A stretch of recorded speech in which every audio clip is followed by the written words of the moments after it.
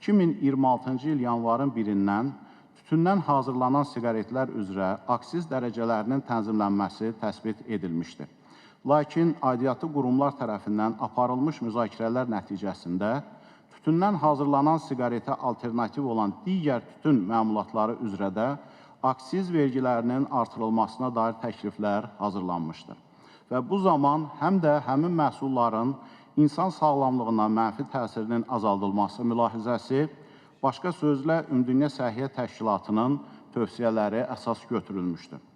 Belə ki, yerli istehsala əsaslanan və ithal olunan ənənəvi siqaretlər üzrə aksiz dərəcələrinin artırılması tamamilə ithaldan asılı olan və kifayət qədər də aşağı aksiz dərəcəsinə malik bir sıra alternativ tütün məmulatlarının istifadəsinin çoxalmasına və minimal qiymətlər səbəbindən onların bazar payının kəskin artmasına gətirib çıxara bilərdi.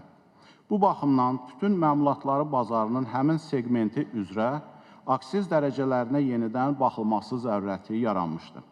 Elə isə aksiz dərəcələrinin dəyişdirilməsi təklif edilən tütün məmulatları hansılardır? Birincisi, alışdırılmadan nəfəsə çəkilmək üçün nəzərdə tutulmuş, tərkibində tütün və ya bərpa edilmiş tütün olan məhsullardır. Bu məhsullar üzrə aksizin 1000 ədədə görə yerli istehsal və idxalda 16 manatdan 25,5 manata qaldırılması təklif olunur.